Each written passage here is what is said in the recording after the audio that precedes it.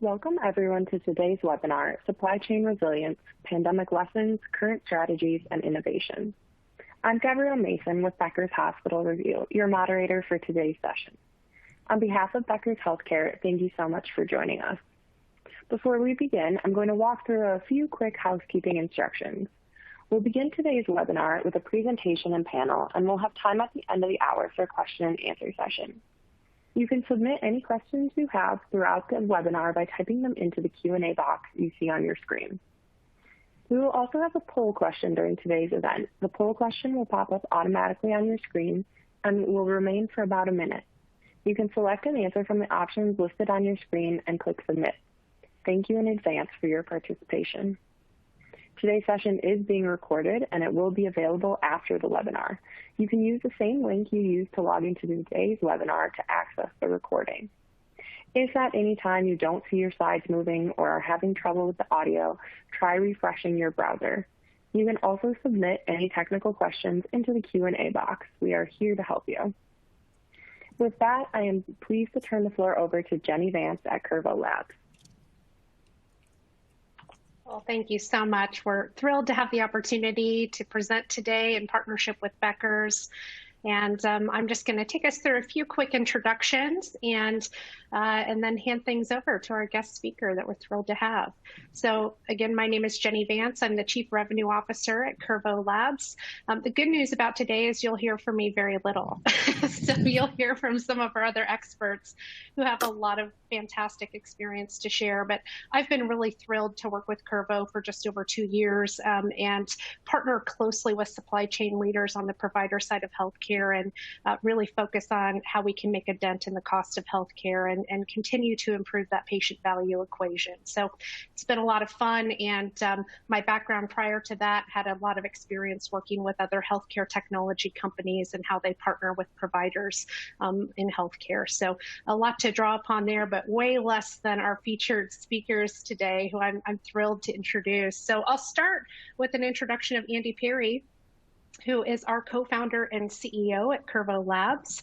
Andy has a phenomenal background in healthcare supply chain, having run his own company, Perry Purchasing Solutions, for over 8 years, prior to joining on the provider side and working in supply chain for Methodist Hospital for over 3 years.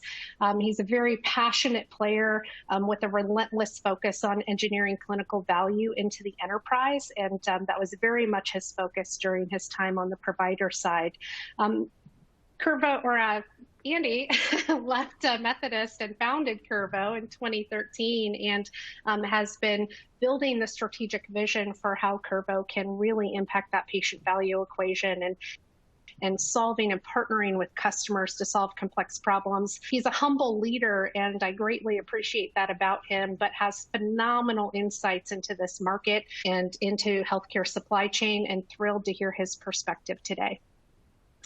Our guest speaker is Teresa Dale from Vanderbilt Health, and really thrilled, Teresa, and thank you for partnering closely with us and being a good friend to Curvo and willing to join us today.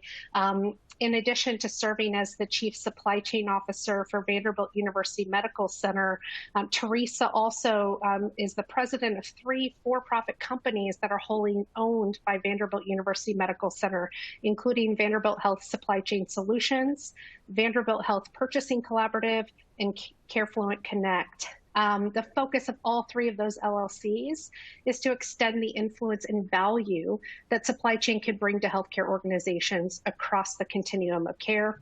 I think it's phenomenal that Teresa has a background as a registered nurse.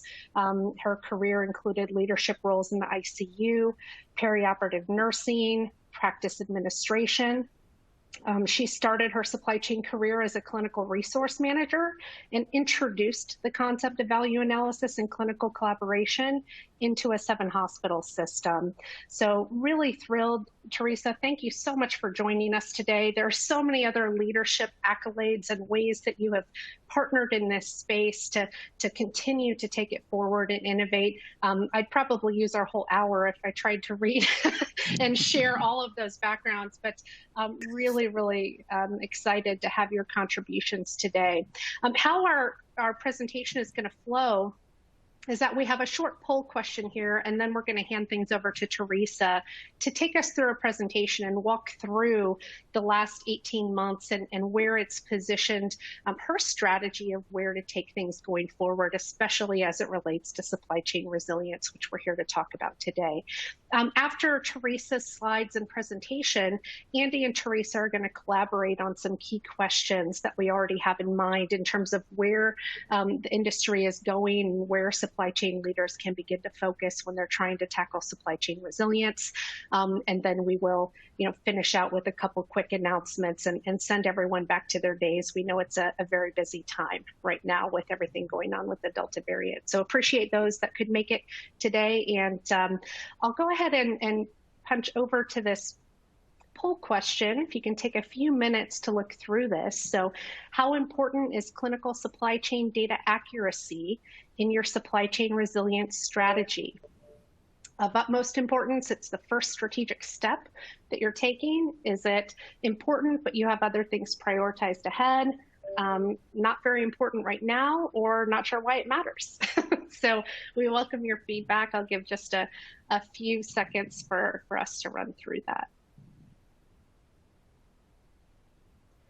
Teresa, did I miss anything major? Sure, Andy, go ahead. I say, while we're waiting, I just wanted to say thank you, Teresa, for joining. I know everybody on this call and those that will listen after, we're excited to hear the story of resilience in your leadership and in everything that the organization has gone through over the last 18 months and is still going through and navigating. So thank you very much for joining. We're all excited and look forward to hearing the story. You may hear me interject from time to time with a couple of questions along the way, but I can't wait to get a front row seat. Well, I'm humbled that you reached out and asked me to join you, and I'm thankful to Becker's for putting this on, and hopefully it'll be informative, and it might be a little bit redundant for a few people. It would be very interesting because I'm sure there's a lot of common experience here, and many of us probably have some same strategies to come out on the other side, and maybe some are taking different turns, but that's really what it's all about, learning from each other. So I think there we go. Okay. Oh, good. Seems very aligned. I could imagine that there's a little bit on the second answer with the Delta variant being a little prioritized. So we were just talking about that before we started. So, well, Teresa, I am thrilled to turn things over to you to walk through your slide deck. And I will just share that I remember working with your team last year, and the way that your team handled everything with such grace when dealing with some really pretty catastrophic elements that happened and affected your community and affected your organization very directly. And it says a lot about a leader when they can build their team to handle those things with such grace. So excited to hear a little bit more about that story and let others who don't know it yet hear more about it. So thank you. Thank you. I appreciate it. And welcome, everybody. I'm glad to have you here. And really, this is meant to be more of a conversation. And Andy said he may interject in between here, and I'm happy for him to do that, because I think we do have a story to tell. And as I said, a little bit similar probably in many ways to some of you who are on here, and different in some other ways. So let's step back to January of 2020. And this article really, to the left-hand side, really sort of put together the cumulation of dates of when we all started hearing about this virus that was in China, and the first instance of it appearing in the United States, and how we started to move through that. And, one of the things, probably about 5 or 6 years ago, I was doing an update on supply chain to our executive leadership team, and one of the leaders asked me what kept me up at night. And I said back then that it was what I didn't have control or line of sight into, and that when I got up in the morning, when I was listening to the news, I always had the lens of how does this impact our healthcare organization and our patients, versus many people thinking about, oh, how does that impact wherever it was happening at the time. And this virus just sort of brought all of that to fruition on just the significance of it. And so as we were hearing these rumblings about this virus that was occurring in China and the first one in the United States, we actually, it's hard to see on here, but on January 26th, this is a PO that we cut to Medline, who's our med-surg distributor, and we brought in a bulk of PPE into this little 10,000 square foot area that I had and said, let's just pull this in and start, let's squirrel it away because we may need it in the future. No harm, no foul. It's available. And as we went through the month of February, the noise level was going up a little bit more. And we reached out to our colleagues in emergency management and said, what do you have in that warehouse of yours from H1N1? Because it wasn't under the supply chain purview for managing that inventory, and found what a lot of people, I think, across the nation found was that there were supplies there. Some of them were not pertinent to what we were going to need, and some that were, unfortunately, had not been rotated in from stock. Some had expired, and to that end, the CDC ended up doing testing on some of the expired masks and said, well, a couple of these manufacturers, you're good to go. You can use them past that expiration date. Several of them were not. And we were in the bucket where we had some of everything, but knew we didn't have enough of really anything if what was being talked about was going to come to happen. And so we started thinking about, well, how are we going to deal with that? And unfortunately, we got a little bit derailed for a moment, because on March 3rd, as the news was on in the middle of the night and the sirens were going off, I watched a tornado come south of our home and head on the news directly towards our warehouse and our corporate offices east of the city, about 17 miles east of the city. And at first dawn, when I came into the park that we're in, you can see in the top picture, straight ahead, there used to be a building there, a giant warehouse, concrete, that was completely leveled with loss of life of one unfortunate individual. The picture at the bottom is actually our Medline distribution warehouse. The top is gone. Water was everywhere. The structure was completely unsound. And at the far end of that building, where you can see the light up above, is actually the interior wall of our supply chain corporate offices. And that picture to the right, actually, you're looking through the windows of my office, which is on the second floor. And if you look through the broken windows, you can see the sky up above. So all of the roof was torn off, and we lost everything in here. What was really more painful than anything, thankfully it happened in the middle of the night and no loss of life, but I'm an old time person, and I know we're going to talk about technology a little bit here, but I had just manually redlined on paper a huge contract, and I had it sitting on my credenza, and it was gone. It broke my heart, and everything else personal was gone too, but I was more upset about that redline contract than anything. And so we went from having a tornado that decimated our warehouse, which was it's a 5-day-a-week, just-in-time, low unit of measure delivery that we have to our main facilities, to having to go into an incident command for that and to figure out how we were going to respond, because this happened about 1 o'clock in the morning. We were able to get on site about 5:30, 6 a.m., and we had to start picking case cards at our offsite center and be ready for cases that next morning, because it was business as usual in all of our hospitals, and yet our warehouse was destroyed. And so my team immediately went into incident command and stood that up. And 2 days later, I was pulled into incident command for this thing called COVID. And while we were attempting to work through what we needed to do to be able to continue our business, we had to start thinking about, from a supply chain perspective, how do we start dealing with this virus and the impact that it's going to have, and being able to procure what we needed for our facilities to to be able to respond, and hearing what was coming out of some of the other states as we went through this with the surges.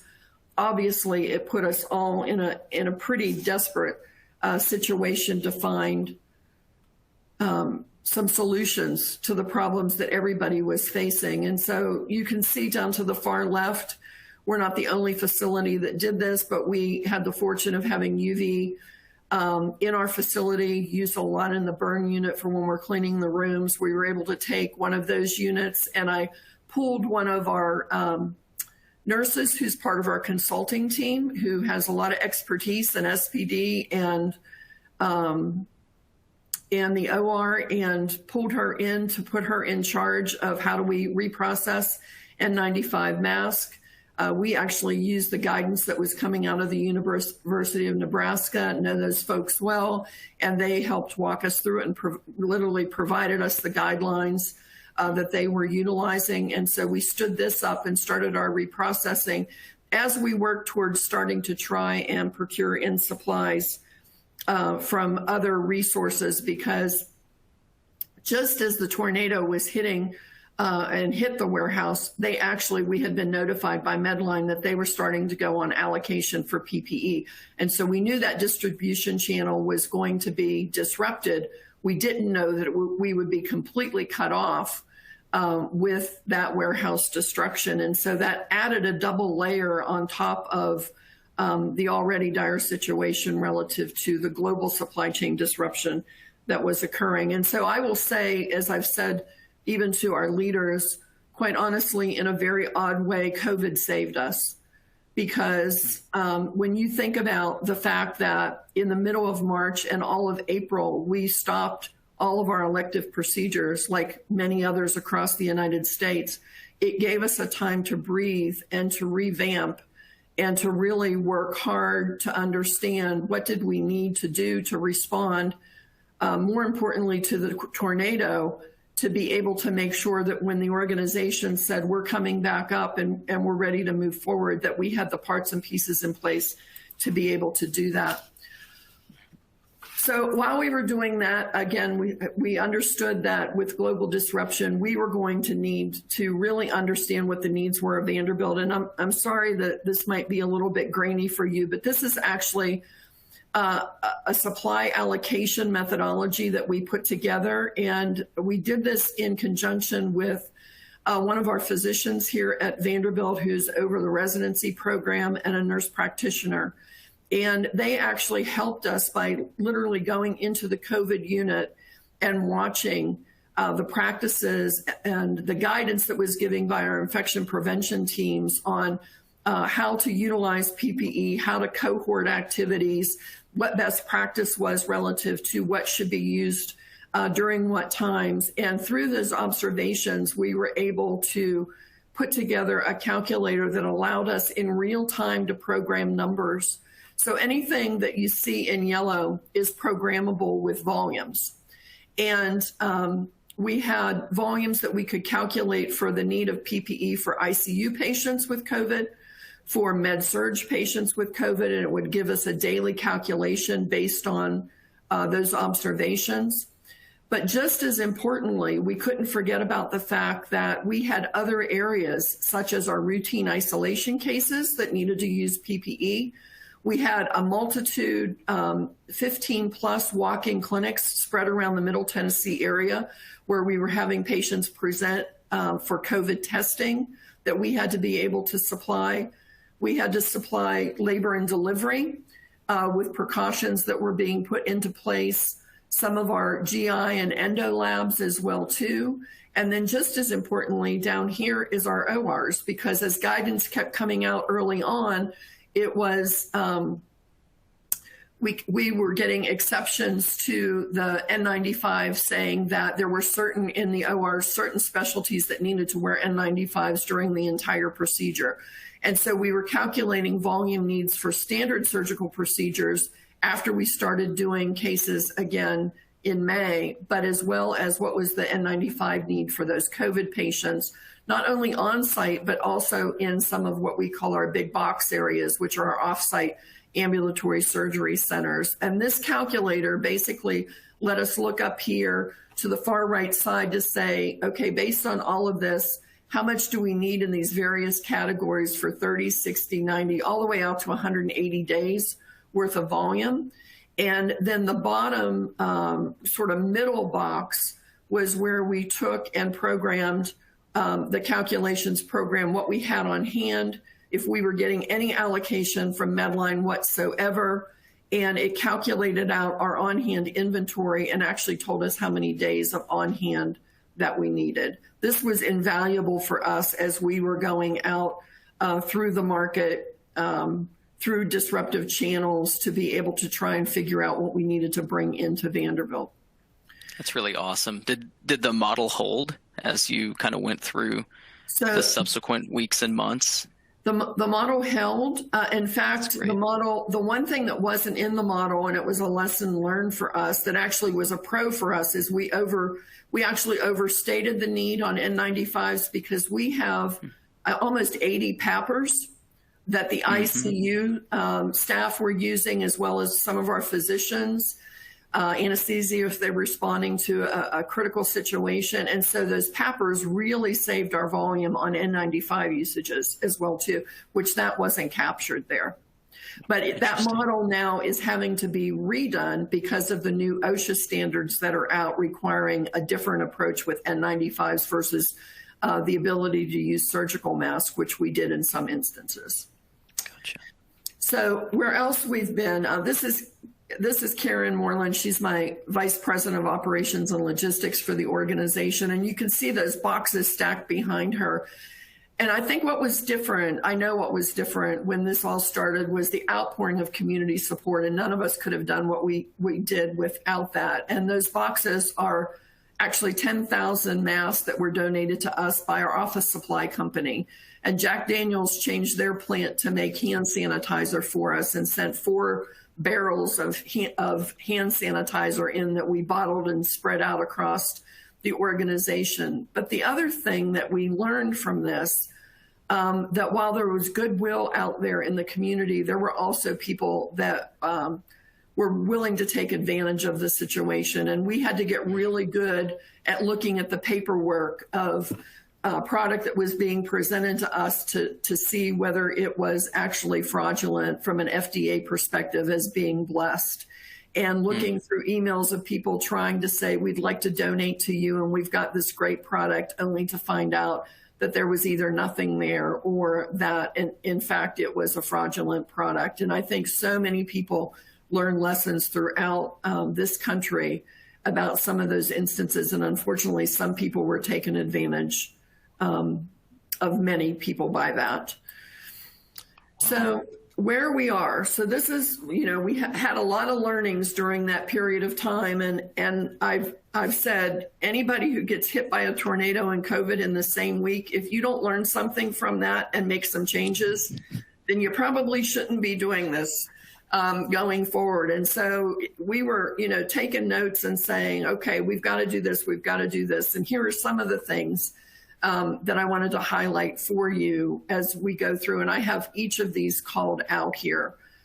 But this wasn't just a Vanderbilt or a Tennessee. This was really a global issue that all of us need to address going forward. So when we look at where we're at today, one of the things when the warehouse was destroyed, we really realized our risk position due to custom products. And custom products are, they serve a great utility. And yes, we pay a little bit more for them, but from a productivity perspective for the supply chain staff, from the nursing staff, having everything that they need there, if you manage them well and you don't make a lot of changes frequently, it really does serve a strong position for daily operations. The risk with that we found ourselves in is when you're in a 5-day-a-week just-in-time delivery from your distributor that gets hit by a tornado, those custom products are gone. And you don't have significant inventory sitting on your shelves because you don't need to. And so this was one of our biggest risks that was identified once we started looking at this and that we were trying to address in incident command. And so what we have done from this with our custom packs is we've actually worked with our clinical teams. We've identified those top 10 critical packs that really, life would stop, couldn't do anything if we didn't have those packs in-house. And we've identified 3 standard subs for those, as well as the bill of materials of what's in those standards versus what would have to be in a single sterile peel pack. And we have worked to set those up now in our master data, in our item master.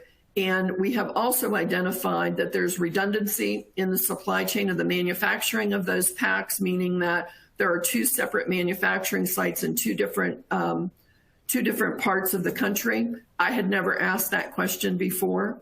The tornado and COVID led me to start asking that question now.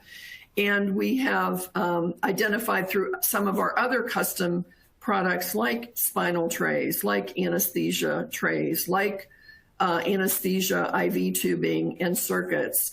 We've been asking those same questions and gone through the same process to make sure that if heaven forbid something would happen either to our warehouse or the manufacturing facility in the future, that there is a redundancy in the supply chain, in the pipeline, to allow us to continue to be doing cases. May not look like the same product exactly that we're used to using, but we now have a proactive front end sign off from our clinical teams to be able to move us forward. That's wonderful. The other thing that we did was we really went out and started looking at the market for a technology solution to start giving us at least some line of sight into what was really going on around the globe. And instead of me getting up in the morning and looking at the news and trying to respond in a reactive way, could we be more proactive? And so this is not meant to be a commercial for Resolink. That is the company that we settled on. There are several that are out in the market now.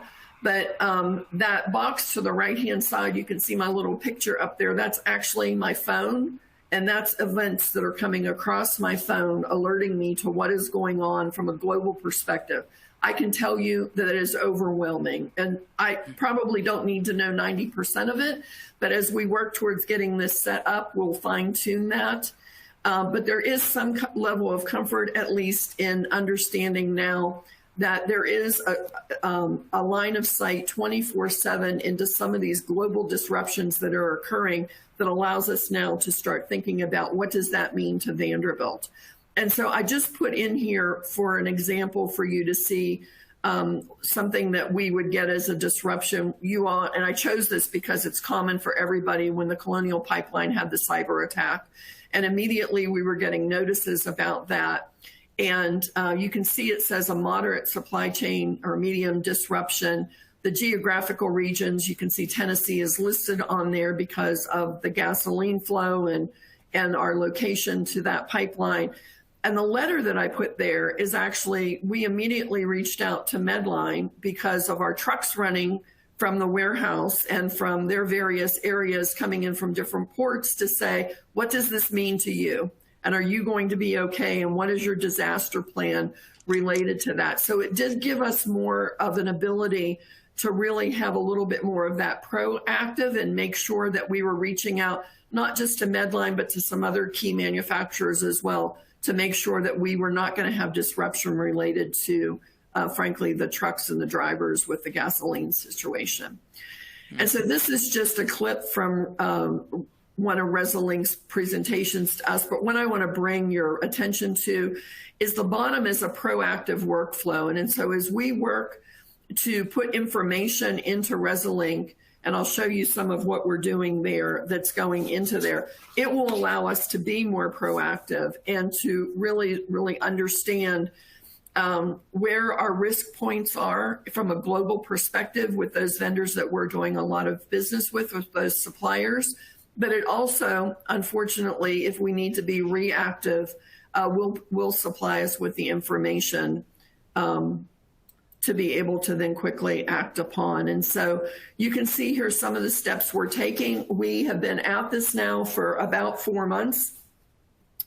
It is a lot of work. I don't want to underestimate that work and what the team is going through. I actually have an intern who's been here through the summer who's going on for his master's in about a week.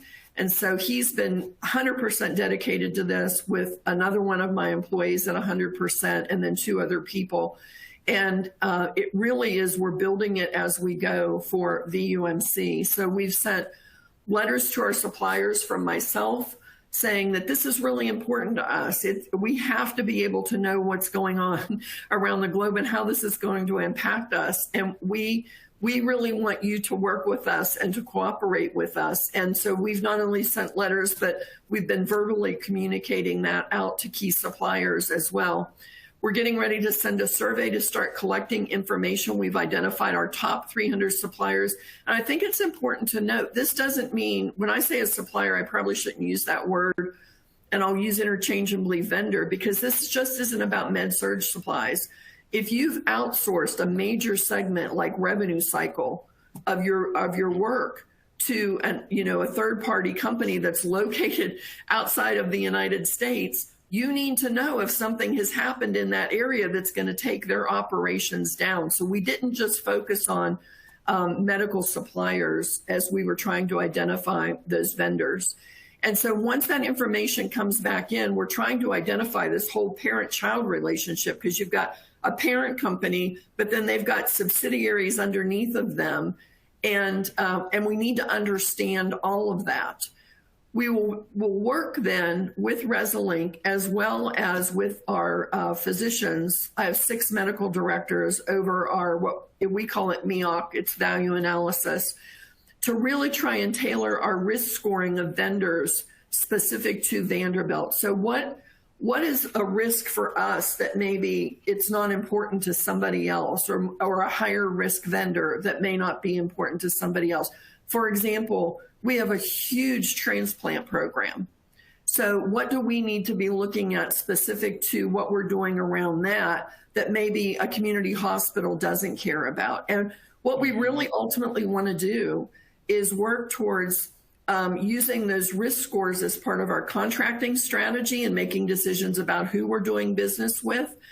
And we also, as new products and technology are being introduced, we want to be able to use the risk score, just like we present the clinical reasons to work with somebody that we want to bring something in. We present the financial analysis of that. We need to be presenting the risk analysis as well, too, as we're making decisions. And our ultimate goal is to have contractual language with our suppliers and vendors that really ask them in a very formal way to be part of this journey with us. And I'm going to just say, for everybody who's on here, this isn't a Vanderbilt initiative. This needs to be a healthcare provider initiative with our suppliers, to really be able to think about how do we do business differently so we don't all experience what we experienced over the last 20 months.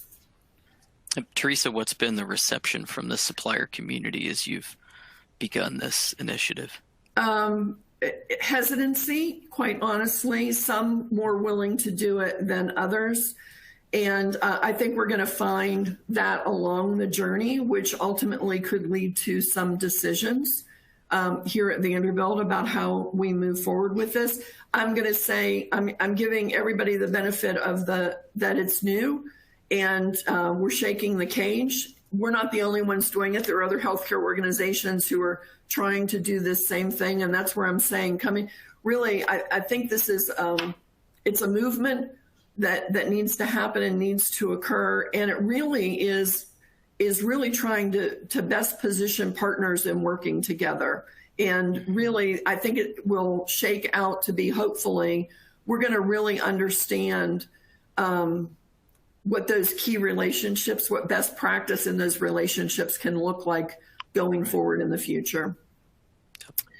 The other thing that we're doing is, everybody's talking about onshore or nearshore manufacturing, and we did sign a committed contract with Prestige Ameritech for N95s because we just couldn't get them from our normal manufacturer, and they're here in the United States, and We've been very blessed that we now have a great inventory of those, and we'll continue to have those. And that's helping us through this next surge that we are currently experiencing. And then we also have an agreement for isolation gowns.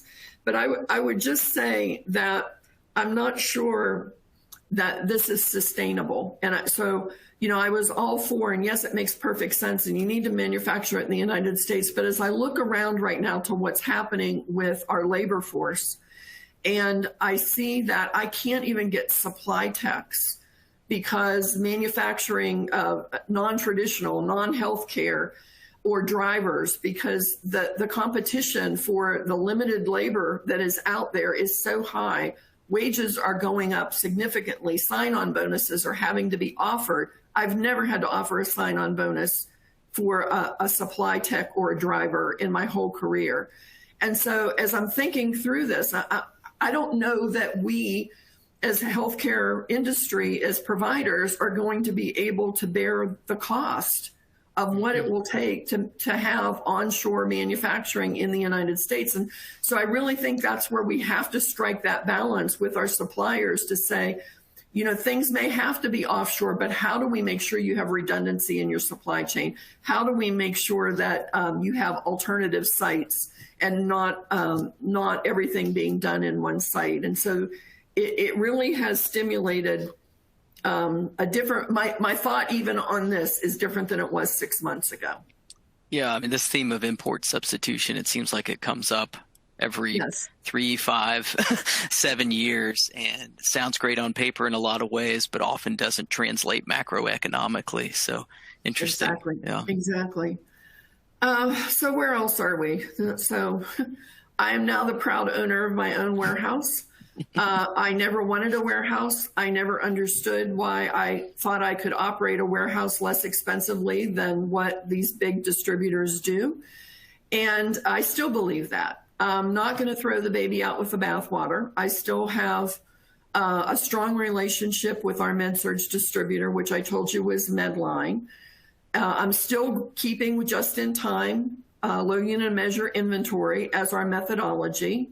I do bulk where it makes sense, but since we had to stand up a warehouse for all of these PPE supplies, we are going to our board this month to, I'm in a temporary facility right now to get funding to stand up a permanent facility. And we're going to look at things a little bit differently here at Vanderbilt in a couple of ways. So one is we'll manage the PPE. We're moving any valuable PPE that was in that emergency stockpile into this warehouse. I do believe that responsibility starts at the local level relative to this, and that we should not be reliant upon the federal level to meet all of our needs, and our organization supports that.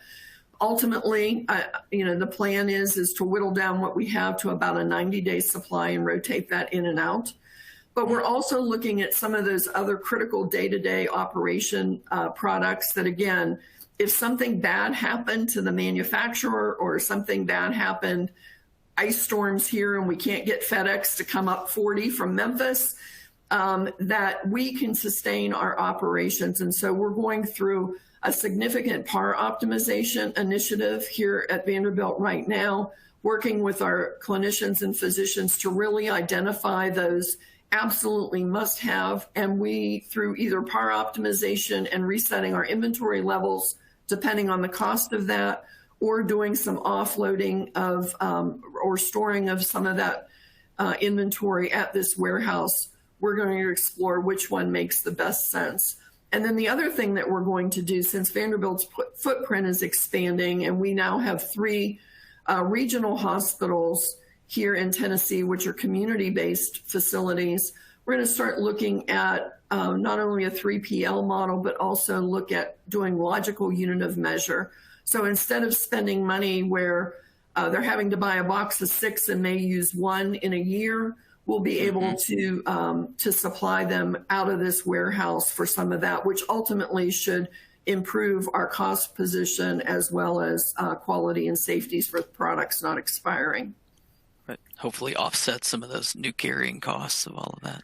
Correct. And I absolutely can tell you that we do have some inventory to work down in that warehouse because we, like a lot of other people, bought tier 1, tier 2, and tier 3, and I prayed I would never have to use the tier 3 inventory, and so we've been able to get rid of that, but we will work on that over time. So where we're going. So this is Vanderbilt Hospital at Home, and what we are doing is we're taking our learnings from COVID. So like many of you, telemedicine went from 0 to 300 here at Vanderbilt literally overnight, as we needed to be able to continue to offer services to our patients, and they were unable to come into the clinics. So our physicians quickly embraced and adopted that telemedicine platform. But the other thing that we did during COVID was we stood up a COVID to home program, and utilizing we have a home health care division, utilizing nurses from that division, nurse practitioners from our internal medicine and primary care services. We have admitted over 600 patients to our COVID to home program since COVID started, and we stood this app up back in March and April of last year. We've been able to save over 2,100 hospital bed days by having these patients in their home versus taking the beds for the higher acuity patients that really needed to be within our four walls. And so because of the success of that, we applied to Medicare and received a waiver in February to proceed forward with looking at a hospital to home for other diagnoses outside of COVID. And so a multidisciplinary committee has been stood up. And as you can imagine, this isn't just a supply chain issue. It's not just a clinical issue. It requires our health IT department to be able to make sure that we can integrate the documentation into our electronic health record. How do we utilize remote monitoring? How do we monitor 24/7 to make sure that that we're picking up on issues with patients that need to be monitored in their home? We've had to involve the Department of Finance from a billing perspective to working with payers and payer contracts. Our safety and quality teams have been involved with this. And then you have the ancillary support. And so it's radiology, lab, food and nutrition, because we need to, these patients are being treated as an inpatient DRG. And so if they don't have the ability to provide food to themselves, you've got to be able to provide that to them. And then lastly, it's supply chain. And so this could be for just coming out of the gate for a supply chain and what's the supply chain's role, it could be very daunting. And we were very fortunate that 3 years ago, I started thinking about this company and the organization gave me the ability to move forward. And I'm just going to say, in a nutshell, what we decided to do here at Vanderbilt was to look at all those services that we typically contract with third parties to manage for our patients once they leave the four walls of our hospital. And we started thinking about back then, 3 years ago, care moving into a virtual type care. Or it's in the clinic, or it's a health and wellness type visit. And if they had a need versus handing that off to a third party, how could we work to provide a solution for them in areas like DME or medical supplies for our home health care patients, food and nutrition for right now, nutrition specifically for our ERAS patients, for tuning them up prior to their surgery and then having support for them after surgery. Bringing a transportation solution into the organization so that we can help reduce the length of stay and increase our throughput to get patients out who wouldn't be able to leave because they don't have transportation to get them home. And then we were thinking about prescriptions and where does this fit? And then lo and behold, COVID to home hit and hospital to home hit. And so as we're thinking about, as we were standing up these companies and the company and working through getting accreditation and working and getting the staff and the training, all of this sort of came together in a perfect storm, which has allowed me to really respond from a supply chain perspective where other organizations, if you're trying to stand this up just from ground zero, it can be pretty daunting because I was able, fortunately, to have resources that were already being built and put in place. So this is our role. in hospital at home. We have to make sure we've got contracts in place. So the sourcing team has been working on this for things that either CareFluent or the UMC cannot provide at this time. We've got to work to standardize supply bundles and totes based on the diagnosis, so we can quickly grab those as the patient is going to be admitted from either our emergency department or if they're already in the facility, to be able to get those to their house. We've got to figure out a way, and we have, on how do we complete the totes, and with the pharmaceuticals, working with our pharmacy team and combine those all in one, so it's one package going to the patient's home. Hiring staff, it's a 7 a.m. to 9 p.m. coverage, 7 days a week. We've got to train them. We've got to set up a communication plan with our clinical teams when patients are an alert, when patients are being admitted or discharged, and working with our technology partners in health IT to utilize a solution that we bought for DME. And how do we integrate that into our medical records so that when our technicians have done education, dropped orders off in the home, they can document that in our system and it flows back into the medical records. So we're closing that loop for the practitioners. Obviously, how do we bill the UMC back for cost of goods, because this is an inpatient DRG, and then picking up the equipment, daily deliveries, et cetera. So it really is, again, very fortunate. We were putting the infrastructure in place for CareFluent Connect, and it just naturally lent itself to be able to support Vanderbilt's initiative in the entire hospital at home concept. Yeah, that's amazing. That's a full re-engineering of care, and to be able to have the pieces in place to do it, that's amazing.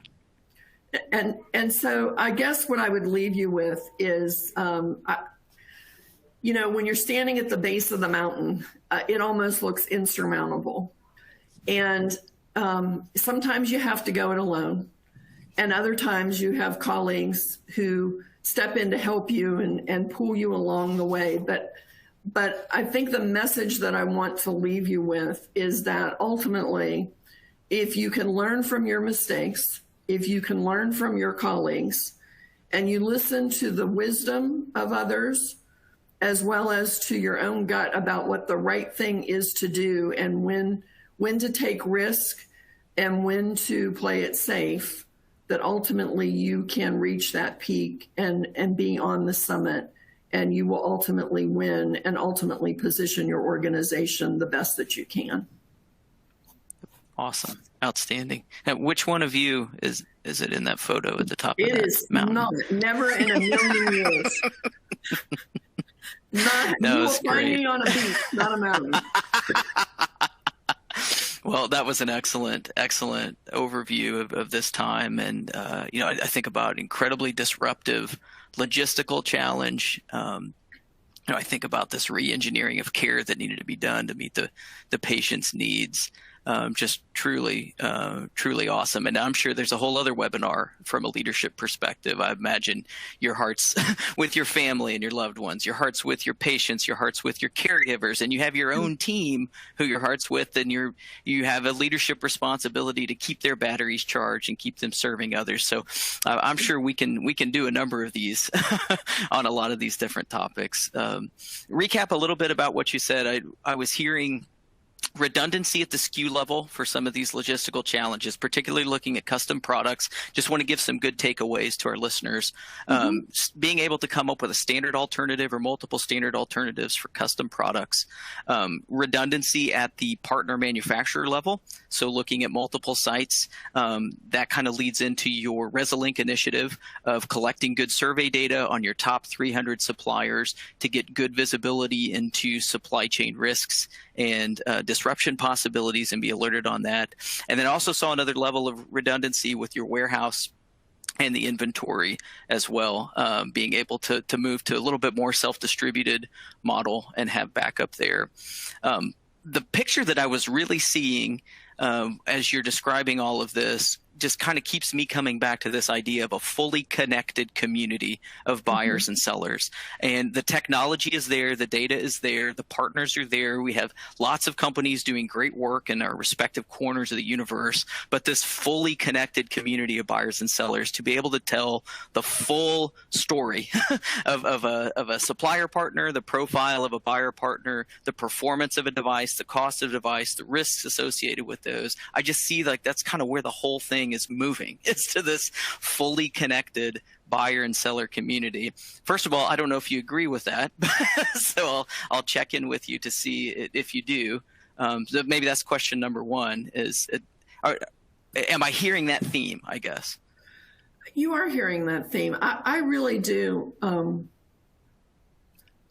So one of the impetus behind CareFluent Connect was I didn't want the relationship that we had with the patient on the needs that they had to be just transactional. And there's a lot of non-traditional players in healthcare where it is just transactional, right? And I think I want that to transcend into what we're talking about here. It can't just be transactional anymore between the suppliers and the healthcare providers. We've got to figure out a way to work together to find solutions where it's a win-win for both. I can't be demanding and expecting. We've got to be able to work together. I'll probably get killed for saying this, but am I willing to pay a little bit more for that security? I am. I get it. There's an investment that has to be made there. But I also can't pay the types of prices that the black market was demanding either. And I think the market will settle back down. But what I hope doesn't happen is everybody settles back into what it used to be like. And we're all okay with going back to that, because I just really feel like this is a moment we have to seize and figure out how to do this together. Yeah. No, I agree. And it sounds like you kind of answered our first question about how the perception of a good partner's changed, that it can't be business as usual anymore. I think themes that I heard from you were willingness to share, more openness, more sharing of information, of data to partner in ways that take costs out for everyone. Anything you'd add to that?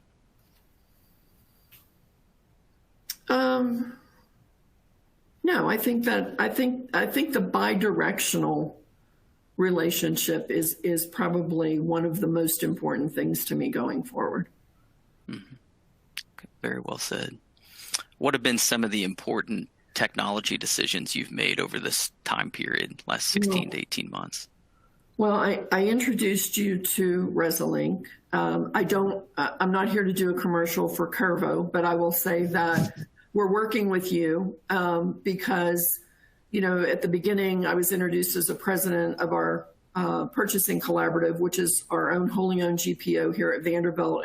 And we have, 70 plus hospitals and a lot of other members to that. And during COVID, it was apparent that there were a lot of these smaller hospitals that we work with that were really just struggling. And so really trying to understand their data and maximize the data pools we're getting from them to understand how we can help them in the future is going to be really, really important. And the other thing is that, we need to look at take COVID outside of this, because we've got these costs now associated with it, and bottom lines have been impacted. And so, if you have to pay more over here, where do you take from? Because you can't just have expenses keep going and going, and you're not getting any more reimbursement. So as we think about some of the initiatives around clinical variation and what we can do from the data that we're pulling from our members, and be able to look at supply formularies and help through utilizing our MEOC process with our physicians to help inform their physicians on decision making. I think that's a key takeaway for us from a technology decision. And then, unfortunately, I am now the proud owner of my own warehouse management system as well, too. So.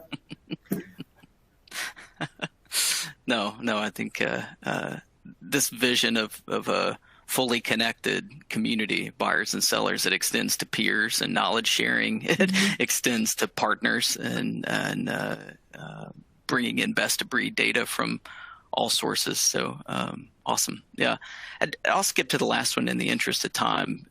How's your vision changed for where the supply chain needs to go versus before these incredibly impactful events of the last year and a half or so.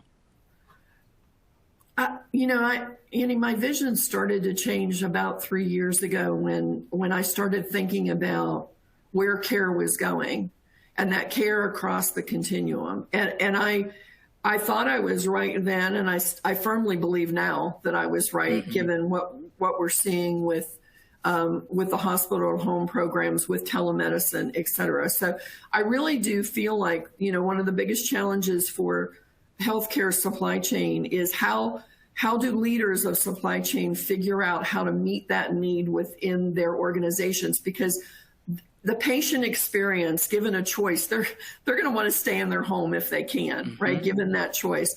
From a provider experience, they want that loop closed. They want line of sight, and we want it to be a positive experience for both the patient and the provider. And so working towards really understanding what the goals of your organization's strategic goals are for the provision of care, no matter where it is, over the next 3 to 5 years, and then setting your supply chain plan around that, I think is going to be critical. If you're only focused within your storeroom and the four walls within your organization, that's not going to work moving forward. Yeah. I think that's very prescient. That's what surprised me so much. This push to care outside of the four walls of the hospital, that's been going on for a while. But what was interesting about the pandemic to me was to watch hospital leadership get behind it. That's what was new, because it was almost before like this adversarial, okay, payment rates are going to change, and what's that going to mean? And we've got a lot of charitable care and public payer we've got to subsidize, and what's that going to do? But to watch in the pandemic, hospital leadership get behind this idea of changing the site of care, meeting the patient where they are, as well as just where the market and patients want to go in general. I think that's an excellent point to hone in on for the vision. Just truly wonderful insights. Thank you so much, Teresa. This has been excellent. I know we were instructed to come up for air and give Jenny a chance to share our last couple of slides, but just really want to extend all of our gratitude to you for going through this with us. I hope everyone in the audience got a chance to take some good notes, but really fortunate to get to hear your perspective, and congrats, and just wonderful work you and your team over the last 18 months on all you've done to navigate these things. Well, I appreciate the opportunity. Thank you. Thank you so much, Teresa and Andy. There have been a few questions in chat I just wanted to address around the slides and recording. There is a resources tab available to all of our attendees. We talked a lot about vision today around supply chain resilience, but we do see a path of how that can be executed upon. And there are 4 major topics in support of that to move down that path to supply chain resilience. The first being data integrity. We do have registration open for that webinar. We will have University of Rochester Medical Center leadership joining with the supply chain business intelligence manager, as well as a senior business analyst, sharing their experience and that emphasis and what it has garnered in terms of the business case and impact to the organization by focusing on data integrity, especially in clinical supply and clinical product data. We will then take it to data aggregation. So where this challenges gets more complex when we have the input of a lot of different systems. We will be joined again by Vanderbilt, but this time with Vanderbilt Health Purchasing Collaborative and Tony Gribble, the VP of Operations. That will be our October webinar, so keep an eye out for that. In November, we will move down the path for using this data once it's in a great position and place to engage clinicians and start to discuss practice patterns. We will cover that topic in November with customer support again, and then finally we'll round out in December with a webinar on sourcing agility. Once we have all of this great data, we have clinician buy-in, we can start to be more agile. So a great lineup through the rest of the year to really march down the path towards supply chain resilience. Also wanted to announce that we will be at ARM in person. So we do have a booth. It's 814. We also will be hosting a cocktail reception in partnership with Greenlight Medical on Monday evening from 5:30 p.m. to 8:30 p.m. at 1230 Club, which is Justin Timberlake's invested restaurant and one of his projects in the Nashville area. So excited to host there. There will be live music. So if you're going to be in town or in and around Nashville that day, we would love to host you. Also keep an eye out for Joe Jackson, our Director of Professional Services. He will not be giving this presentation during the cocktail hour. You're welcome. But during the ARM conference, he will be presenting on healthcare supply chain issues and legislation, and that will be taking place on August 24th from 2:30 to 3:30 Central. So thank you again, Teresa. I'll turn it over to the Becker's team at this point. Well, thank you all so much. That is all the time we do have today, but I want to again thank our speakers for such an excellent presentation and for Curvo Labs for sponsoring today's webinar. To learn more about the content presented today, please check out the resources section on your webinar console and fill out the post-webinar survey.